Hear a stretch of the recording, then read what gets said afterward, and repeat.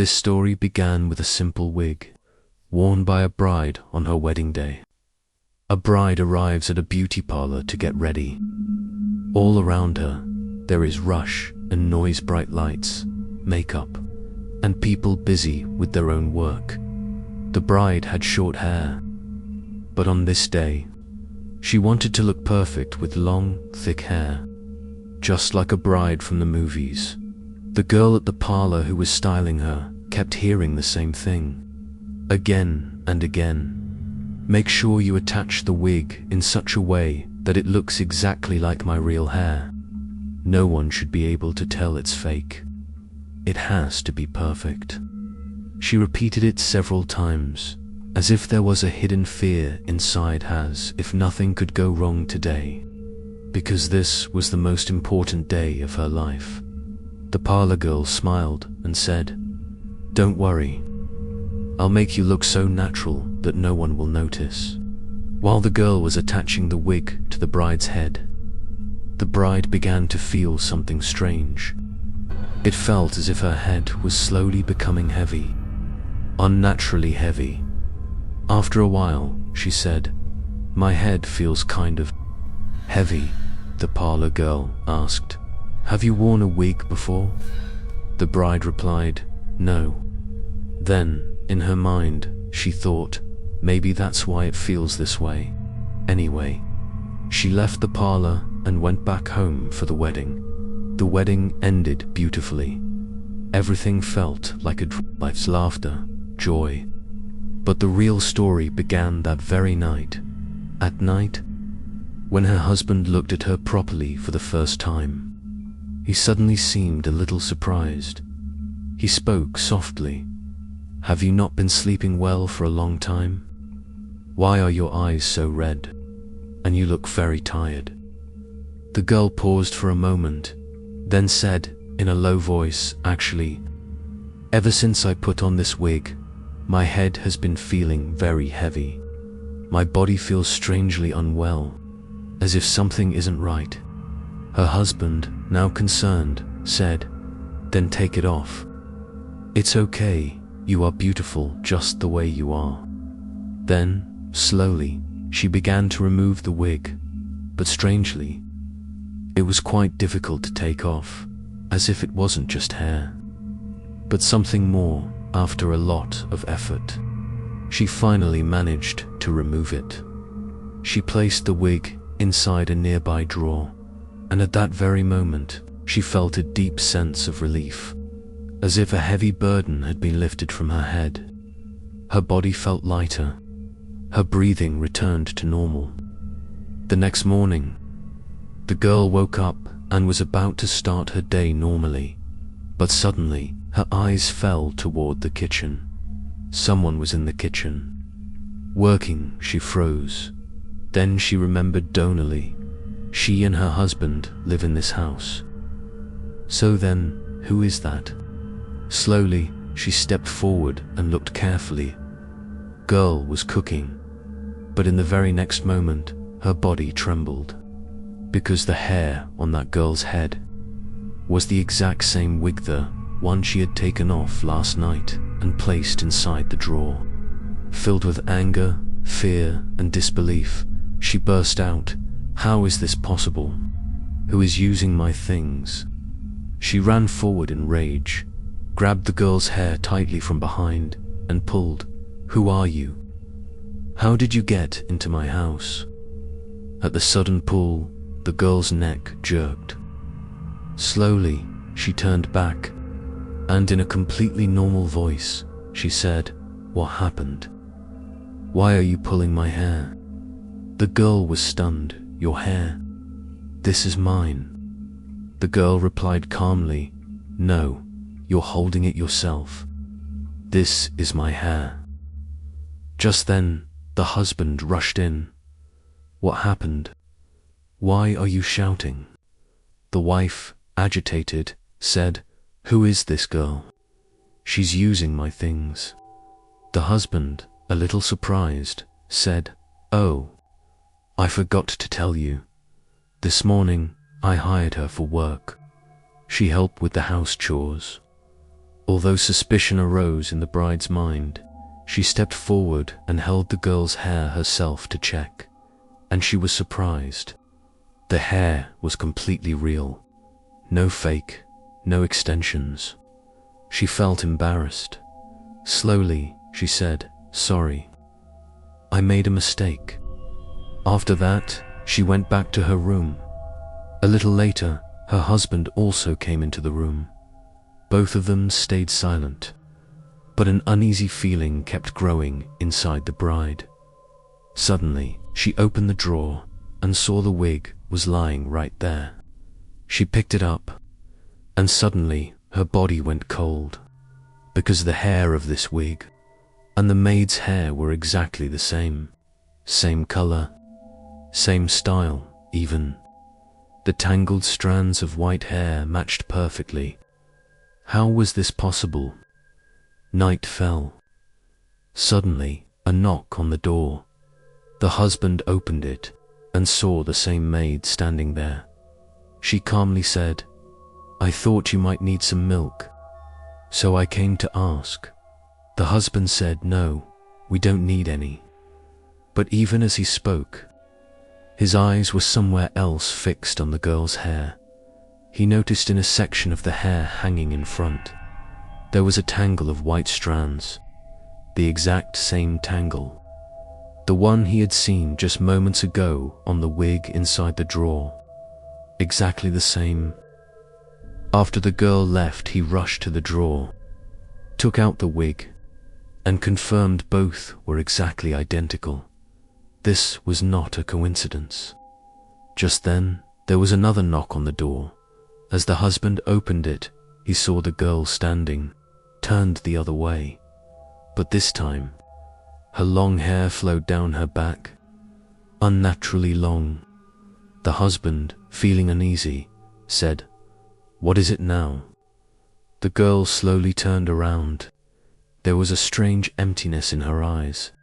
She said, "I came to ask for permission. My mother works in the 3rd lane. I'm going to visit her." As the girl was leaving, she had said, "In the 3rd lane, bungalow number 503. The husband nodded and said, "All right, you go. Come back again from tomorrow morning." The girl slowly walked away. The husband and wife both stood on the balcony. They watched with their own eyes as the girl walked down the lane and then disappeared into the darkness. Both of them went back inside. An eerie silence filled the room. The husband smiled lightly and said, "She left. It would have been nice to have a cup of tea." The wife said, "So what if she left? I'm here. I'll make it." Saying this, she started walking toward the kitchen. But as soon as she entered the kitchen, she froze. In front of her stood that same girl, completely silent, staring at her. No sound came out of the wife's throat. Then suddenly she screamed. The husband came running. What happened? The wife, trembling, pointed and said, She's here." The husband was stunned, but we saw with our own eyes. She just left a moment ago. Both of them stared at each other, because they were sure the girl had just left the house. Then, the one standing in the kitchen, "Who is she?" The girl slowly said, "I'm leaving now." But she had already said she was leaving. Then why was she saying it again? Days passed. 1 day, 2 days. But the girl never came back to work. After 2 days, the wife said, "Listen, that maid hasn't come for 2 days." A strange thought suddenly crossed the husband's mind. He said slowly, "Let's go. Let's visit her address once. House number 503. Maybe she's sick, or something must have happened." The husband stayed silent for a moment, then said, "Yes, you're right." He stepped out toward the 3rd lane, slowly searching step by step. Finally, he reached bungalow number 503. But as soon as he got there, his feet seemed to stop, because that house was completely burned black. The walls were charred to ashes, the windows were broken, and there was silence all around. Stunned, he asked the people nearby, "Why is this house like this?" They said slowly, "This house was burned down in a fire about 8 years ago." His throat went dry. Did anyone survive? They shook their heads. No. No one, everyone inside, was burned to death. After a pause, one of them said, "But one strange thing was found." The husband said in a trembling voice, "What?" The man replied slowly, "The body of a maid. Her entire body was burned to ashes, but her head, her hair, was completely untouched." The husband's body went cold. In front of his eyes appeared that girl's face, and her hair, exactly the same. He didn't stay there for even a moment. He ran back home.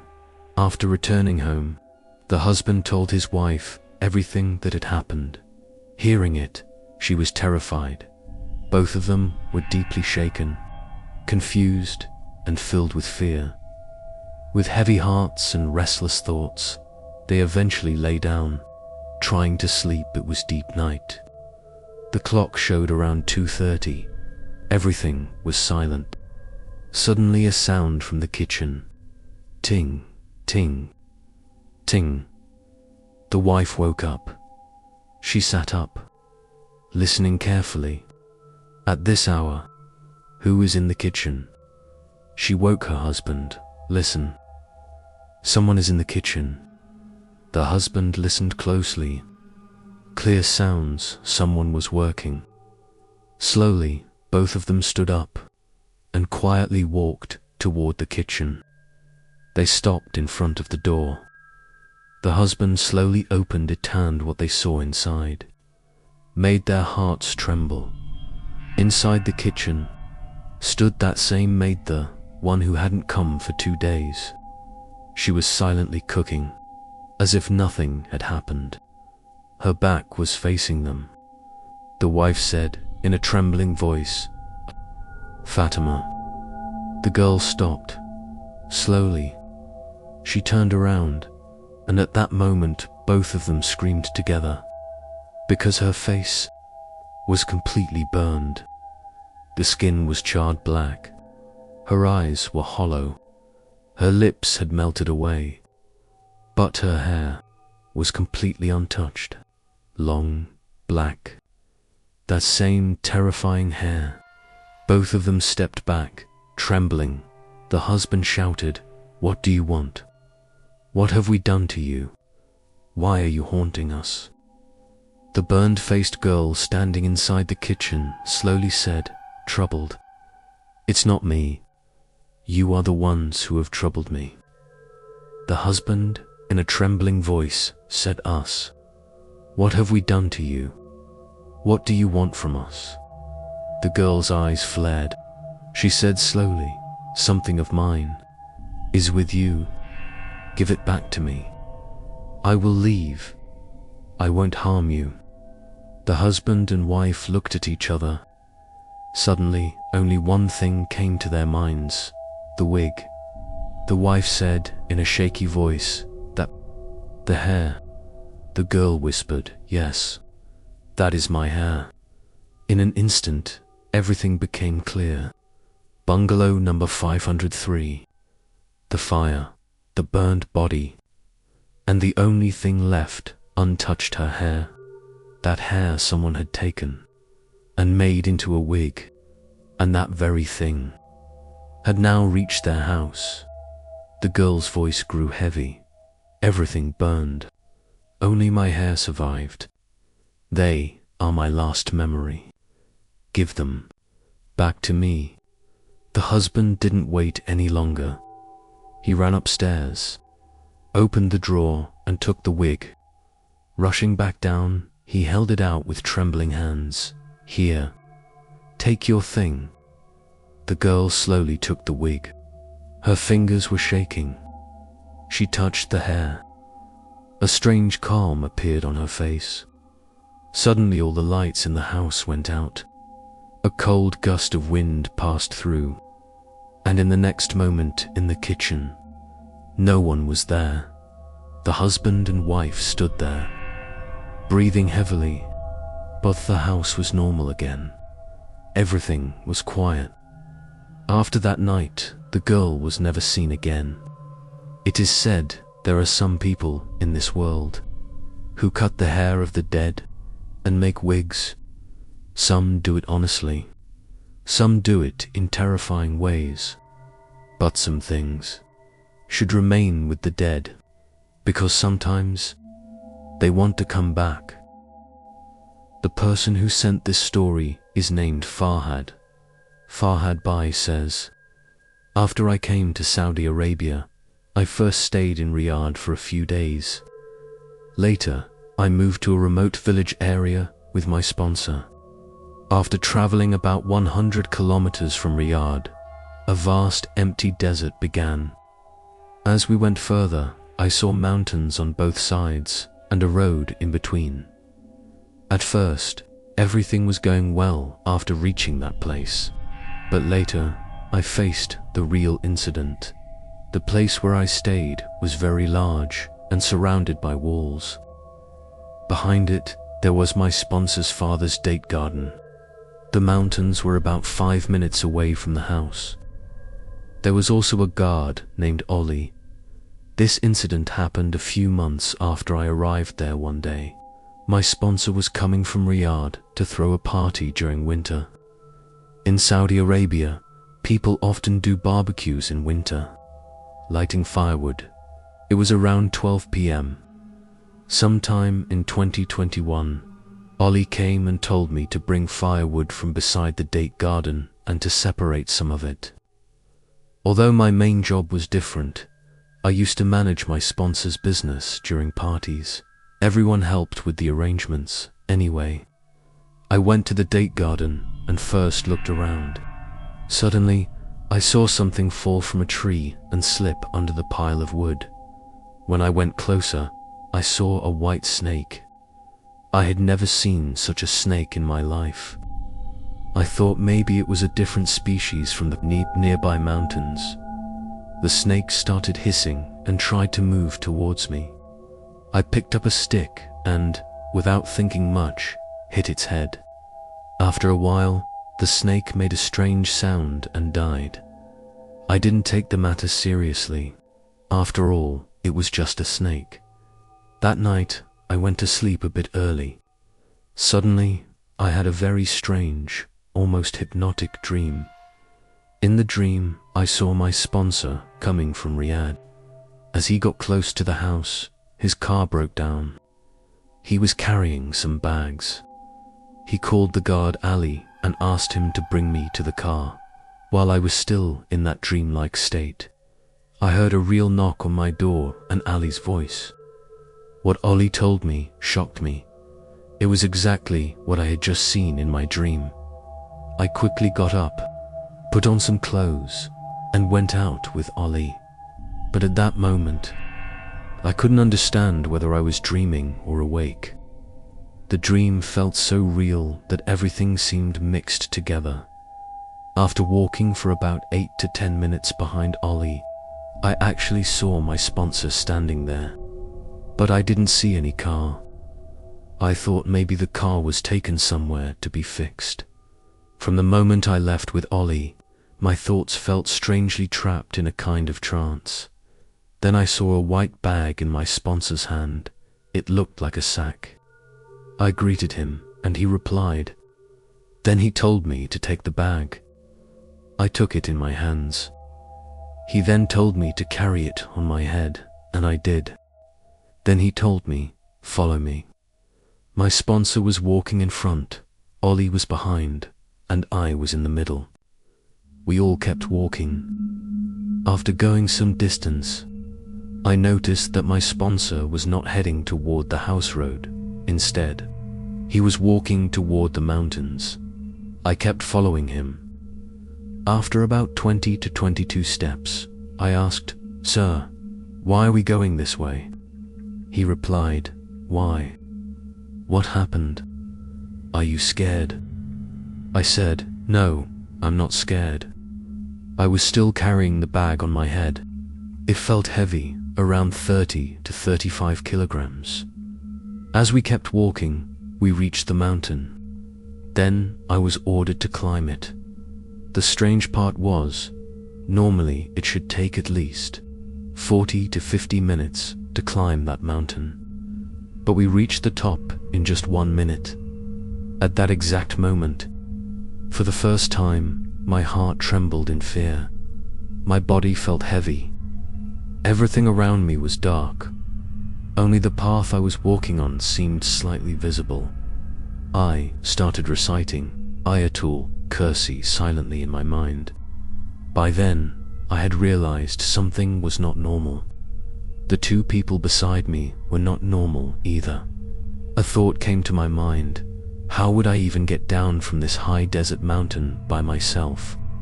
My mind was spinning with fear and confusion. I didn't even know the way back. Without Allah's help, I felt completely helpless. Suddenly, a question struck me. If these people are not normal, then what is on my head? Just then, Ali spoke from behind. "Are you scared? Keep walking. We're almost there." So I kept walking. After a little while, I saw a strange house, something I had never seen before, not even online. Around it, there were many people wearing long robes. Men, women, children, elderly people of all ages, from inside the house. I could hear the sound of a woman crying. I stood there, speechless, still carrying the bag on my head, looking toward my sponsor. Then, I noticed something terrifying. The faces of my sponsor and even Ollie had changed. I was ordered to put the bag down. I did. Then I saw a small stretcher being brought forward. What surprised me was all these unfamiliar faces, yet none of them looked frightening. It felt like they didn't want to scare me. I greeted them all with salam. Then an elderly man came forward. As soon as he arrived, everyone fell silent. His name was Abdullah Shari. He greeted me and said, "O human, son of Adam, open the bag placed before you." At that moment, I realized they were not human. With hesitation, I said Bismillah and opened the bag. Inside, I saw the body of a beautiful young boy, around 4 to 5 years old. Blood had dried on his head, and there were marks of injury on his neck. They asked me if I recognized him. I said, "No, I have never seen him before." Then they told me something shocking. The snake I had killed earlier that afternoon was actually this child. At noon, he was playing in the date garden. When he saw me, he tried to escape by taking the form of a snake. But when I noticed him, he moved as if to bite me. They were trying to scare me. I realized what was happening and immediately asked everyone for forgiveness. Some of the jinn said, "He cannot be forgiven." Others argued, "He is a son of Adam, he didn't understand." A heated argument broke out among them. At one point, a decision was made. I would have to bathe the child's body, bury him, and for 7 nights, I must come back to his grave, water a tree, and pray to the Creator for him. Only then would I be set free. Even then, everything felt strangely unreal to me, because until that moment, I had not seen any terrifying forms or horrifying appearances of the jinn during the argument. The elderly jinn instructed me to wash the child. The child's name was Naseb bin Misail. I was directed toward a dark place covered with several silk curtains. Strangely, the moment I entered with Misael's body, the place lit up, but I couldn't understand where the light was coming from. I thought about needing a place to lay the child, and instantly something appeared before me, as if from nowhere. I thought about water, and it appeared too, but it wasn't ordinary water. It was a fragrant, transparent blue liquid. I gently poured the water over Misael's lifeless body. As I looked at his innocent face, tears rolled down my eyes. As the blood washed away, his face seemed to become peaceful, almost smiling. It even felt as though tears were coming from his eyes. Mixed with the water outside, I could hear the cries of his mother, along with the voices of other Jinn who were unhappy with the decision. The wounds on his neck and head were tearing my heart apart every moment. After finishing the ritual washing, I thought about clothes, and instantly, garments appeared in front of me as I began wrapping the cloth around him. Suddenly, I heard a voice. It was Misael calling my name. He said, "I liked you very much, yet you killed me with your own hands. When you used to go to the mosque, I would pray beside you. Do you remember? After Jumu'ah, when you talked and shook hands with children, I was among them, but you never recognized me. I was frozen, Misael was dead. So who was speaking?" Then I realized I used to love Arabian children. I would joke and play with them after prayers. Then another voice echoed. "When you woke up for Tahajjud and went for Fajr prayer, you used to see a black cat. You fed it bones. That was me. Misael, I always stayed around you. I never showed myself in any other form because I didn't want to scare you. For many days, you fed me with your own hands. I was in the date garden that day. I forgot to take the form of the cat. Maybe you wouldn't have killed me if I had." I stood there, listening to the unseen voice. Tears kept rolling down my eyes. Then more voices echoed. "Do not be afraid. My parents knew you even before my death. They know how you showed me affection in the mosque, how you used to feed me. My father, my mother, my brothers, they all know." The way I was hearing these words, it felt clear. It wasn't Misael himself, but another Jinn narrating these memories to me, because Misael was dead. The lifeless body I had mistakenly killed with my own hands. I was the one washing it. As I wiped my tears and looked again, I saw his body already wrapped in cloth. The curtains had disappeared on their own. Then a few more people came. They lifted him onto a small, beautiful stretcher. A different kind of funeral prayer was held. They took him to his grave. Everyone participated in the burial. I noticed there was no bamboo, no mat, just a dug hole in the ground. They covered it using large leaves mixed with reddish soil. When I uncovered his face one last time, it felt as if his eyes were looking at me with a strange, emotional gaze. Even then, it seemed like his tear-filled eyes were fixed on me. After the burial, I was told to plant a special kind of tree on his grave. As I was planting it and digging the soil, suddenly I saw the same stick I had used earlier, the one I used to kill the snake. I used that stick as support for the tree.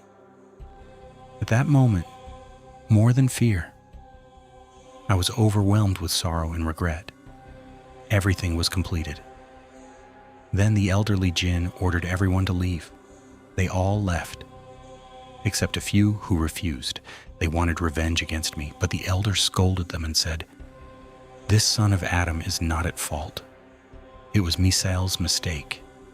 It is wrong for Jinn to appear before humans like this. He was just a child. He didn't understand."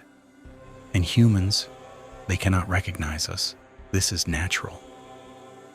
After hearing this, they eventually left too. Then I was given a chair. Many types of food were placed in front of me. I ate a little. Then Misail's mother came, a woman covered behind a veil.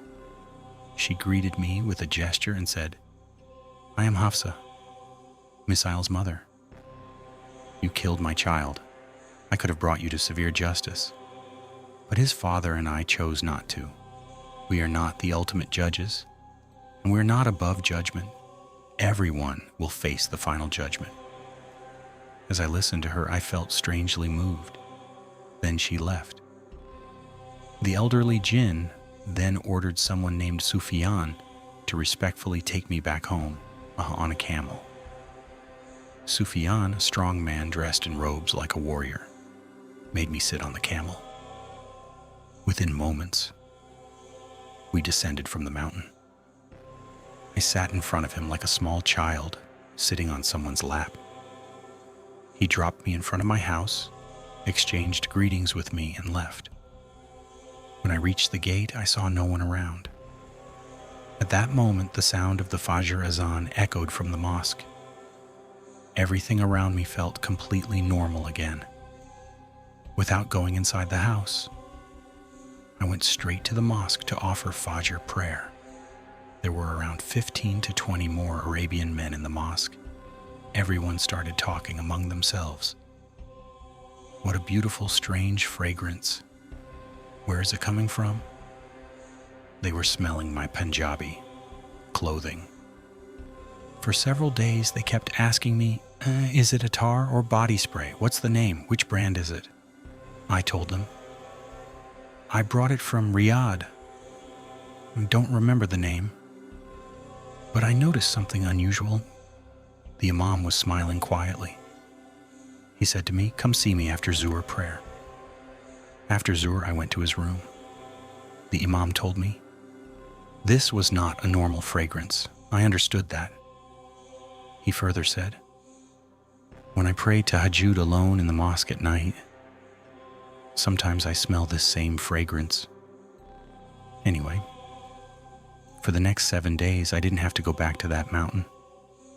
But Misail, he often came into my dreams. He still comes, and every time he does, it shatters my heart into pieces. My regret keeps growing stronger. What have I done? How could I make such a mistake? How could I, with my own hands, mistakenly kill such a beautiful Jinn child? His parents were so righteous.